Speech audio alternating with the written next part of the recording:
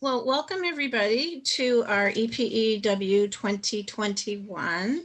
We're so happy that we could, still meet and do a conference, even though we're still, dealing with COVID repercussions. So I'm Julie Miller. I'm one of the members of the APEW committee, and I'll be moderating today's session.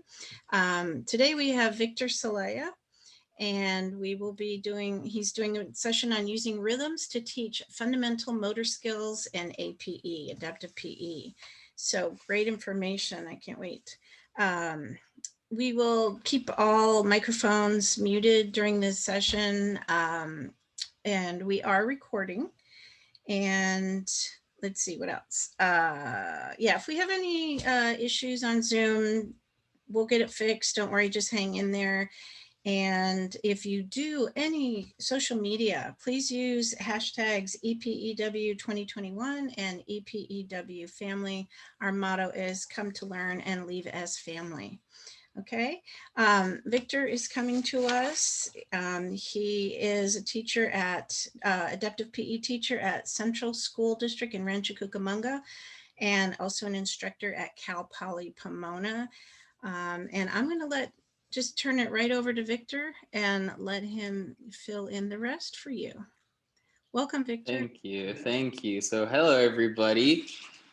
First time conference presenter, so I'm a little bit nervous, but I'm really excited to be here and get to be with everybody.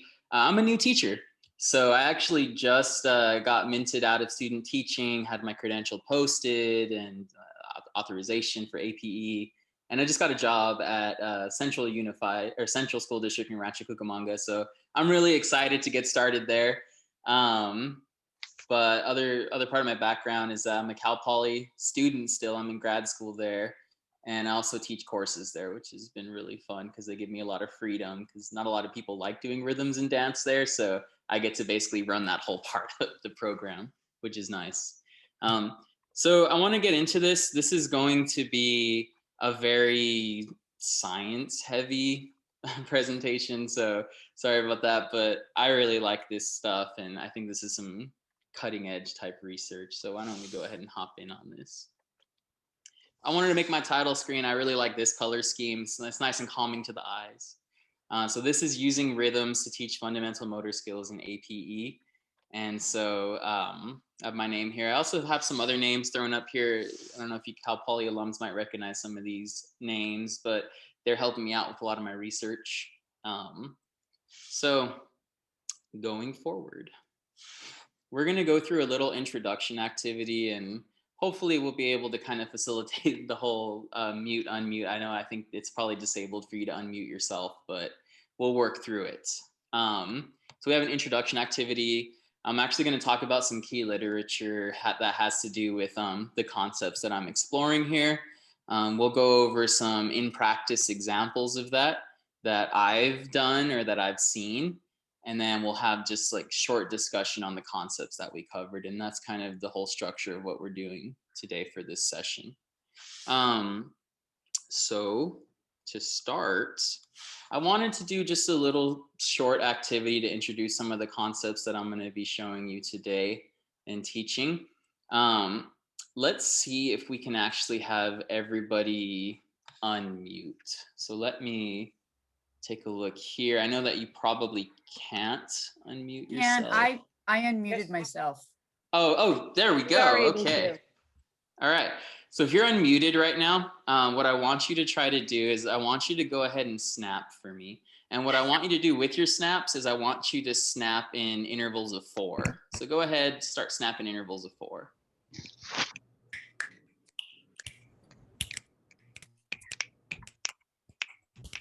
Some of those snaps. All right, so let's pause our snapping now. And I'm going to open another page here. All right, no snapping right now. Let's just listen for a little bit. So everybody just listen to this for a little bit. Thumbs up if you can hear that, okay? Cool.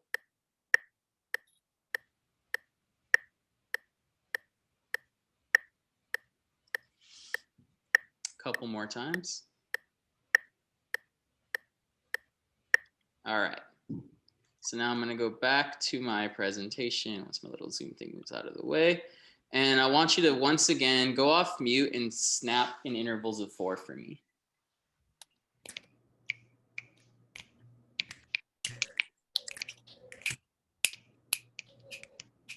Thank you so much. You can go ahead and go back on mute. So something I noticed, and I've kind of done this exercise a couple times before, is when you first start snapping in intervals of 4, what I've done is I've given you an instruction to execute a motor skill using only verbal stimuli there. I was like, oh, just snap in intervals of 4, sequence the movement that way. And so you did, and there was snaps kind of all over the place. Some of the faces that I saw looked a little bit like really focused on, I need to do 4, really counting in your head, planning that movement. And then I exposed you to a metronome, which gave you a rhythm in your mind to say, okay, this is a count of 4 right here. And we got to listen to that for a while. And then when we came back and snapped again, I saw confident faces. Everybody was for the most part in sync, and it was just a much nicer experience with the snapping. And so that's just a short example of what we're going to be talking about today in terms of using rhythms to kind of affect motor skill development. And I'm going to get more into those terms as we go forward here. So let's go through a little introduction with this. I want to define some of the terminology that I'll be using today because some of it is not in the lexicon of PE too much. Of course, fundamental motor skills are, but rhythmic motor entrainment. Now, has anybody heard that term used before? Is anybody familiar with rhythmic motor entrainment? Sounds a lot like entertainment, and at first I thought what it was, but it's a whole different thing, right? It's a pretty new concept. Not a new concept, but in terms of using it in the PE setting, it's not a lot of that. So rhythmic motor entrainment has a lot to do with your brain. It's all about synchronizing rhythmic processes in the brain with motor processes in the brain, and this is something that can be trained intentionally, meaning that we can actually intentionally use this on our students. And it's also a process that happens unconsciously with our students. So it's pretty cool how there's interactions in the brain to cause a lot of motor sequencing to happen based on rhythms that then takes a lot of the burden off of the student to actually sit there, process, and think about what order they're going to be doing skills in after a while, which is great in the adapted PE setting because a very common thing that we work with is students that have issues planning their motor sequences or also have difficulty attending to a task, which this can potentially help reduce. Again, fundamental motor skills, pretty much all of us would be familiar with that, but just to give you the context that I'm talking in, it's movement concepts that really serve as prerequisites to more complex movements in sports. And then the last thing, is anybody here familiar with music therapy? Have you heard of music therapy before? Yeah, some hands there, right? So music therapy is pretty cool. I haven't seen it used in an educational setting really, at least not in any district that I've been to or seen. But it's a pretty good tool for right now. It's mainly used in the field of rehabilitation. So it's a really specialized field in rehabilitation, in which music and rhythm are the primary tools used for rehabilitation. So, just to give you an example of something I've seen in practice before, I wasn't actually there in person, but I got to see it on YouTube, is there was a patient getting worked with in a clinic. Patient had a stroke and then needed to relearn the motor skill of walking. And the patient had a difficult time sequencing those movements and getting the gait pattern down right. So a musical therapist was brought in and they used a guitar to play a rhythm that matched what a gait rhythm would be, the 1, 2, 1, 2. And after exposing the patient to that, we're able to see improvements in their gait cycle because they had that predictable rhythm to work with even when the music stopped. So the whole purpose behind me wanting to present about this and share this stuff is because right now there's a huge gap in the literature when it comes to this kind of stuff. Rhythmic motor entrainment being used in an adapted PE setting, virtually non-existent. Hundreds of articles I went through, nobody's studying that right now. In terms of PE, there's like 4 studies out there on it, and that's about it. And so my whole point and my rationale in being passionate about this is that I think rhythmic motor entrainment is a proven rehabilitation technique that has a lot of literature behind it in the clinical setting. And I think in the PE setting, it could be a real game changer, especially in the adapted PE setting, using rhythms in this way. So those of you who came here thinking that this was all going to be about teaching dance skills, there's actually very little dance in my presentation. It's really emphasizing the rhythms aspect of things. I love to dance, don't get me wrong, but let's keep going here. So just a couple of key things here. I wanted to go over exactly the type of fundamental motor skills I'm talking about. Application I've seen in the field for rhythmic motor entrainment in PE. Kind of some of the mechanisms that make it work in the brain. I think that's really fun and interesting to get into. And then some of the literature that I was able to find, very limited in some use of it with students with disabilities. All right. So as I said earlier, it's fundamental motor skills that I'm talking about are, the skills that we would see on the TGMD 2, for instance. And they really act as predictors of future physical activity. I found a lot of studies talking, like longitudinal studies, showing that, the level of proficiency in a young age, elementary age in fundamental motor skills is a huge predictor of how active the person will remain through the lifespan. And especially in the adapted setting where we have students who will one day transition out of our program, I think it's a beautiful thing to be able to, give them those prerequisite skills to then be able to safely engage in sport and recreation. And I think that should always be one of the goals in adapted PE, really, is not only to get them prepared to move in the school setting with their general peers, but also outside of the school setting so they can continue to stay active and healthy in that way. And of course, fundamental motor skills aren't just acquired, they need to be intentionally taught. This is important in all PE, but definitely in adapted PE. All right.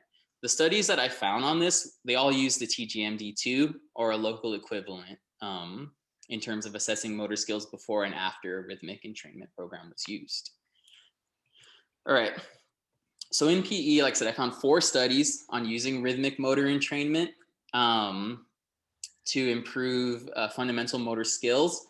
And what they did was they would use the TGMD2 to assess a group of students. And then these were elementary age students. None of the studies took place in the United States. A lot of them were in Eastern Europe.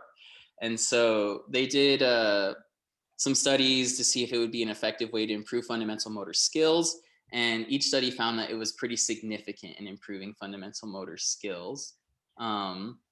And what they would do is they would compare students in a group that does rhythmic motor entrainment and a student in a group that doesn't. Now, I keep throwing that term around, but how do we model rhythmic motor entrainment in our field?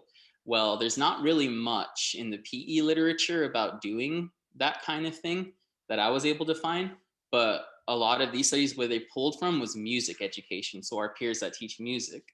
There's a couple of frameworks that are worth looking into if you haven't already, that could really help you to incorporate more rhythms in your class that are beyond just dance.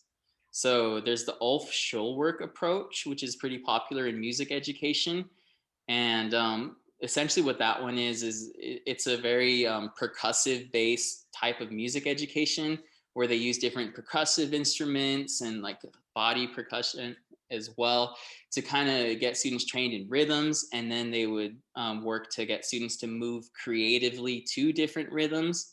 And then they would also have reaction games where a rhythm is played and students have to respond to the rhythm. So just to really get that brain system sort of set up there, this happens in a lot of music classes. And then the Dalcroze method is a little bit more scientific. That's where they actually kind of look at synchronizing different muscle contractions to rhythms. So like up, down, that kind of thing that we would see in like an aerobics class kind of would be where we're at with that. So in the brain, there's a lot of really cool things happen with rhythmic motor entrainment. So first of all, it's a super complex process that the literature I was reading through, half the time I had to just give it a pause and be like, I need a neurologist or something here to explain this. But what I was able to glean from it with my background was just that it's really facilitated between a lot of our auditory processing parts of the brain and our motor processing parts of the brain, right? There's a lot of connection between these two. In fact, there's a really deep connection between how we process rhythm and motor skills that happens in the cerebellum. The cerebellum is really in charge for a lot of our balance, as well as sequencing our movements. So it makes sense that there's a lot of potential in rhythmic motor entrainment, because the part of the brain where a lot of these interactions are have a lot to do with motor planning, which is pretty awesome. And a lot of studies even say that the interactions between rhythmic parts of our brain and motor parts of our brain are so intertwined that they really can't be disentangled. What this means is that rhythm and movement are just super connected. I mean, that could be why, almost pretty much every culture on Earth has some form of dance. So that kind of could be, potentially where that comes from. And then lastly, using this kind of thing in students with disabilities is virtually unseen in literature. The closest I was able to find is that there's some use of music and sort of rhythmic entrainment processes in working with students with autism spectrum disorder, where they use rhythm to facilitate social skills. So like kind of like being able to identify beats in a conversation. They actually use music to help students look for cues. So I thought that was pretty cool. But like I said, that's the closest I was able to find to its use in our field. So it's pretty new stuff. So now let's get to what we do about it in practice, right? So we have traditional uses of rhythm. This is just a picture that I did of kind of doing camp songs with students. These are all students with various disabilities. I did this at a summer camp at Cal Poly Pomona. And so this is just getting them to stomp and clap on a rhythm. And I know many of you have probably done this with your class, but something to really observe with it is that, especially if you're working with a class of students with disabilities, is that a lot of your students will not be in the same sequence at the start, similar to how our snaps are not in the same sequence at the start. But over time, as you continue reinforcing a regular rhythm, let's stomp and clap, let's stomp and clap. And as you keep going with that regular rhythm, your students over time will be able to get in sync. And that's a pretty amazing thing when you have a whole room of students of varying skills and disabilities and different levels be in sync on an activity. It's pretty profound. And that's the kind of thing that could be accomplished with this kind of rhythmic, like regular beat that's being given and movements to respond to it. Again, very similar to dance. So this is another traditional activity that I'm sure a lot of you have done because it's super duper popular in the PE world. It's, the drumming using exercise balls. So you kind of get students able to drum to a rhythm. And again, over time, like what I've seen is that I can have them do the rhythm to the song. And once I remove the song, they're still able to maintain the rhythm and movement, which is, again, pretty cool development. You can have a whole room of students doing this, but we're going back in person and even over Zoom, we don't always necessarily have all those supplies. I know that as an APE teacher, we're itinerant. We bounce from site to site. So, and so also for elementary PE, a lot of us are itinerant. So we're going to bounce from site to site. And not a lot of us have enough room in our cars to bring 20 buckets and 20 exercise balls and all the sticks and everything like that. So it can be a little cumbersome doing this kind of activity for sure. So one thing I did to address the need for like supplies to do rhythm, this is just another example of a more traditional rhythm type activity, was I actually had students, during my student teaching with Matt Bassett, I had students build their own rhythm tools to go through a rhythmic unit that we did. So here I just have a GIF of supplies that I think most students would have at the home. Certainly you'll find these at school. So I got some various pens, a chopstick, some tape, scissors, and a trash bag. You can, these things are generally found everywhere. And what we did with these was we actually were able to build a tool to do rhythmic activities with them. How to make a ribbon wand. I made a short tutorial for students and parents to follow. You'll need a pen, or you can use a marker, or you could even use something else for this. You're also going to need some scissors, some tape, and a trash bag. Well, we start off with our scissors, and we're going to be cutting a strip off of the trash bag So you're going to want to cut all the way down the trash bag, all the way through so that you can get a nice long strip of trash bag. And you're going to want to have it look something like this. So you see a nice long strip. Then you take your item, pen, pencil, whatever, and wrap the trash bag around it. Next, what you're going to do is you're going to take some tape and you are going to tape the ribbon on the bottom of your pen.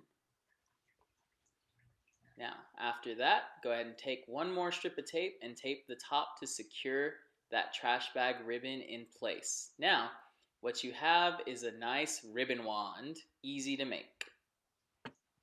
I try to keep my content about a minute long or so for students and parents, especially again in the adapted setting. We got to be pretty quick in what we say, try not to be so wordy. So this is the kind of tool that I had my students build so that we can engage in our rhythm activities. And I tried to apply some concepts of rhythmic motor entrainment by having them use ribbons to move and learn how to gallop. So we kind of had to do like a rhythm gallop with it where we had 1, 2, 3, 1, 2, 3, and we were galloping with it, which was pretty fun. So this is just an example of some more traditional uses before we get a little out there and wacky. How to make a ribbon. All right. So this is actually one of my students from Cal Poly Pomona. I teach the methods course for teaching rhythms and dance. And so I wanted to incorporate some entrainment concepts and using rhythms more than dance in some cases. And my reasoning behind that is that when I took this class, a lot of my peers were not too happy with it. They didn't like dance. They didn't want to learn how to dance. I had some people saying like, you know, what's the point of dance? You know, new students often are not familiar with the standards. They don't know that there's a bunch of standards for dance. And so, you know, even new professionals can carry this with them where there's a stigma attached to dance and not being comfortable with teaching it. So I didn't want my students to get disengaged that way. So I made sure to emphasize that rhythms is a part of the class. It's rhythms and dance, but rhythms is a core part. So you can use rhythms to teach motor skills instead of just dance. So what we did was I had a student approach me on Zoom virtually and ask if he could use rhythms instead of teaching a dance in order to teach the skill of passing a soccer ball. And I was like, go for it. Let's see how this works out. And I thought that it was a really creative approach to teaching kicking. I like the way he sequenced it. So I'm just going to show you a short clip from his lesson that he did. We did a lot of peer teaching in that class, just so you can see that. A soccer player. Pretend you have a ball in front of you. So, how we're going to start first is 2 steps. So, it's how we'll pass the ball. So, 2 steps forward. 1, 2. Hey, back pedal. And then back again. 1, 2, pass. Back pedal. So we're going to do that a few times, just so we get the fundamentals and the mechanics of this. So as a class, it was good. We're going to take 2 steps forward, and we're just kicking with our right. Our left foot is our plant. So try to incorporate it like if you're dancing. You know, you got to, when you're passing in soccer, you move your upper body to adjust to the ball. You can kind of incorporate some salsa into that. So how we're going to be doing this, 2 steps forward, kick. So go ahead and do that 3 times. Ready? Step, step, kick. Back, back. Step, step, kick. Step, step, kick. And I'm going to do. So a lot of times in adapted PE, when we're teaching the kicking skill, we'll have poly spots set up to represent the footsteps.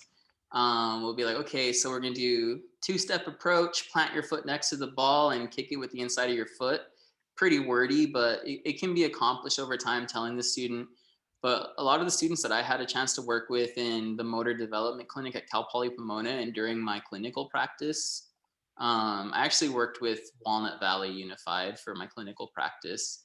And so there's a lot of students that have a lot of difficulty just verbally processing the sequence of steps. You know, they get lost or they don't know how many steps to take. They use the wrong foot to plant. They're unable to follow through on the kick. what my student here accomplished was he turned it into a sort of dance. There was a rhythm behind it. It was a step, step, plant, kick, step, step, plant, kick, step, step, plant, kick. And so having students repeat this kind of sequence, one thing that it accomplishes is over time you can take away your verbal prompts and use only rhythmic prompts, like, hey, like that kind of thing, like, you know, where you no longer have to be wordy. They don't have to process what you're saying. It's all rhythmic processing that's happening. And so they're able to then have just different parts of their brain stimulated so that they can start to sequence movement unconsciously. And that's the big thing that is going to help our students out a lot, is taking that conscious processing of sequencing their movement and making it more of an unconscious process. And because processing rhythm is unconscious and rhythm is very attached to movement, you can then use rhythm to make that movement and sequencing and processing an unconscious process.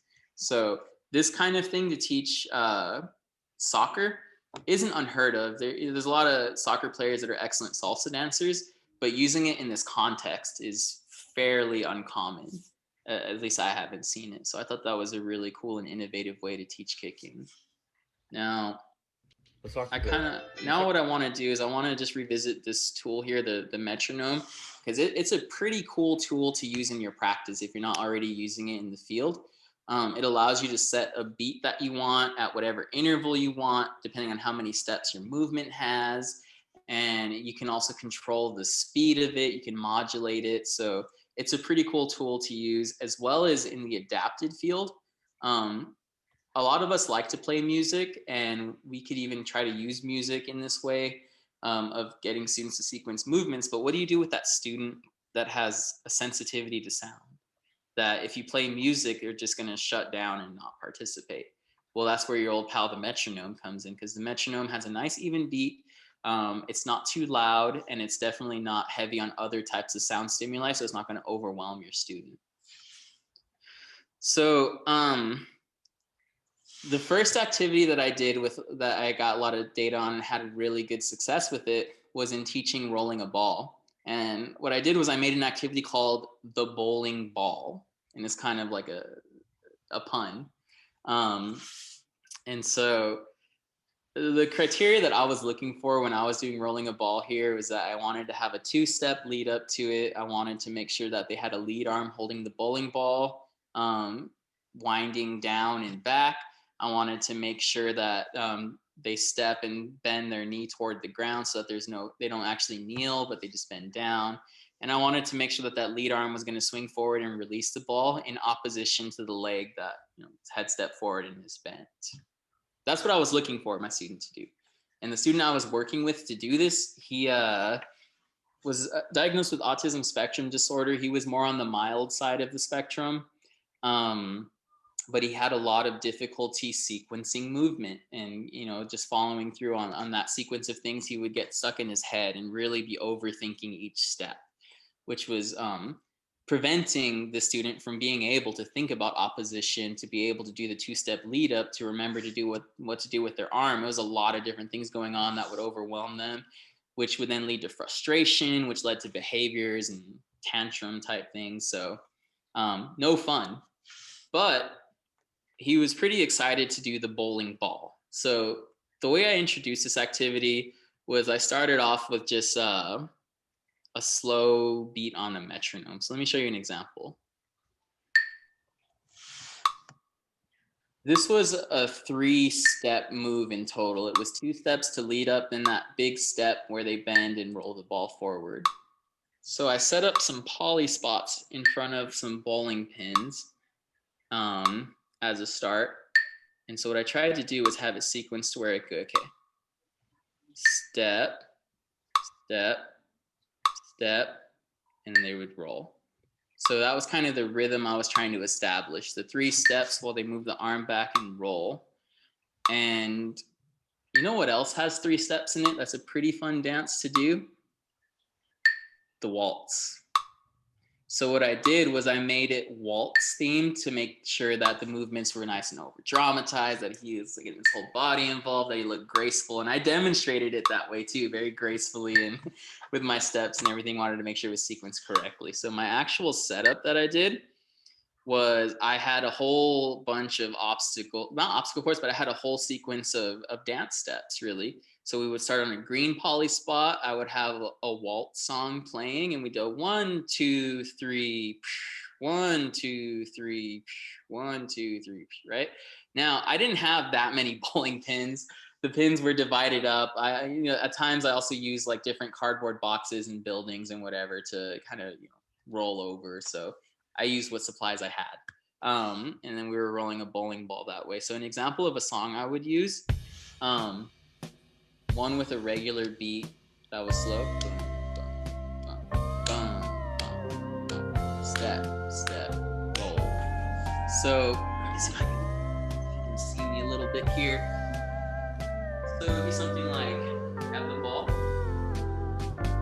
Step, step, roll. Kind of thing like that. And I made it into like a waltz. And then over time, I was able to fade the song away. And so the song was no longer being used. And I would be, okay, now let's bowl. And I would even talk using that 3/4 timing. So 1, 2, 3, here we roll. And the student no longer had a lot of issue planning those movements. They were there already. So my student was actually able to master this skill of rolling a ball using a 2-step lead up. I no longer really needed to use many verbal cues. And over time, I was also able to start fading away the poly spot cues as well. Because the student unconsciously started to associate that 3-beat pattern with the step, step, roll. And it was a really pleasant sequence. I didn't have behaviors because the student was really excited to be able to do the waltz and kind of do something unique. So I didn't have tantrums and I didn't see frustration from my student. Instead, I just got to see over a couple of weeks some results, which is really, really inspiring and fun. And that's what this activity is, what kind of set me off on the journey of exploring this concept. So that's how I've applied it in the field. And I'm a new teacher, so I'm really looking forward to doing a lot more application with this and hopefully presenting in the future about this kind of concept and, my latest findings in it.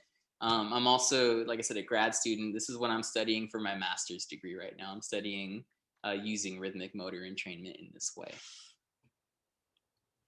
All right, so I want to get into just one last little discussion here, and then we'll start, just talking to each other, taking some questions and talking about the overall presentation. So right now, based on the research, there's some it's really plausible that there are, significant improvements using rhythmic motor entrainment.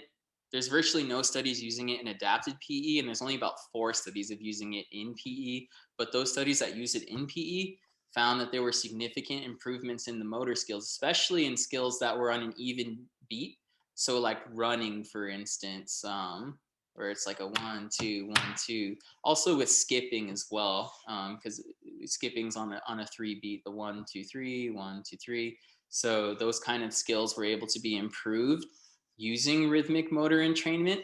And these studies were done primarily with children that were in kindergarten and first, but I think this kind of concept can be applied throughout K-8, really. And in adapted PE, where what we say isn't always interpreted the way that we mean to, where a student might not have the capability of processing verbal cues, visual cues may not be enough, where they might just be stuck getting manipulated the whole time. This can really help to use different parts of the brain that they don't normally use for movement. That the equipment's there, they just need to tap into it, and a lot of it's unconscious process can really, really help them to engage in these movements.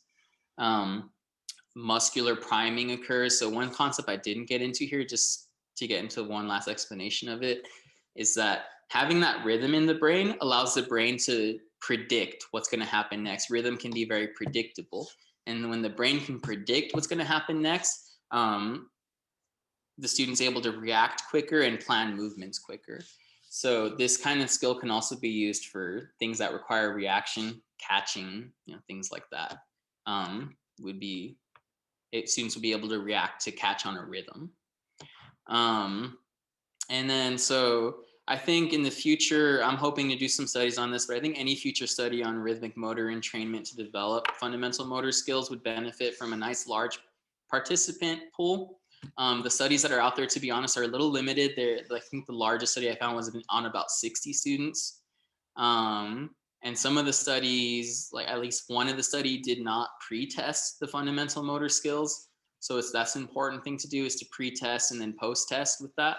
So those will be, I think, in the future, what I hope to see in the research, what I hope to do in the research, and what I hope you all can see in the research as well as we continue to explore this. I'm going to send this presentation in. I have my bibliography here of a whole bunch of fun sources that I use. So you'll be able to access this bibliography slide. I'll send it into EPEW so they can distribute it if you want to look at any of the sources yourself. And now I'd like to open up for questions, and I also have my email here if you can't think of a question now and you want to send me something later. But that was my first conference presentation, and I hope you all got something out of it. Let's see. Do we have any questions for Victor or comments? Yeah, I actually have a question for Victor. First of all, congratulations. That was an amazing presentation. I learned so much. I do want to know, is that Metronome, is that an app that we can gain on our phones or? Yeah. So there's a whole lot of Metronome apps, both free and paid. I usually prefer, if they're paid, they're usually like, I think there's one on the iPhone for like $1.99 or something like that. And that way you don't get ads. But yeah, and then usually they work for the most part the same, where you get to set a beat per minute and how many beats you want per measure or per interval. Right. And you can then use that to kind of be a rhythmic cue in some cases instead of using a verbal cue. Cool. That's great. I will definitely use that. I love the creativity with the bowling and connected to the waltz. I was wondering if you have placed in the study or in your thoughts with that sensory input, because that proprioceptive input is so huge. And I know that when I do rhythms or the cardio drumming, and whether you're using a mat or a ball on a bucket, because yes, you're right, you can only put so much in your car. I was told the first year I was an adaptive PE teacher, my car was way too small. You can't schlep with that little Honda Accord. You need a bigger car. However, with stability balls, forget it. But anyways, that proprioceptive input, I really see that difference. Aerobics, aerobic step and rhythm sticks, I really see that they're able to catch that. Is that something that you've also seen? And where does that fit into things that you are learning and studying? So in my experience, this is totally anecdotal, but I like to use a lot of these types of rhythm activities for warm-ups. And I tend to find that it reduces behaviors in my class, as well as gets them primed for learning totally unrelated skills sometimes. So I think it's cool to get that sensory input at the start. With the cardio drumming that I did there, I always love that because it just sets the class in the right mood and start there. So I've seen that, and there's still more for me to learn, still more for me to apply in the field. So yeah, that's what I've seen. But that sequencing with the sensory and that proprioceptive and vestibular really makes a huge difference and stuff. But combining the two together, wow. So thank you. Yeah. Do we have any other comments or questions for Victor right now? Or advice too. Like I said, it's my first year being an APE teacher. I'm kind of backwards. I've been a professor longer than I've been an APE teacher. So. No, this was a great presentation, and we want to thank you for that. This video will be up on in our EPEW website. which is epew.weebly.com. Do I have that right, Cindy? And yeah, and thank you so much, Victor. His information's there. Please feel free to contact him.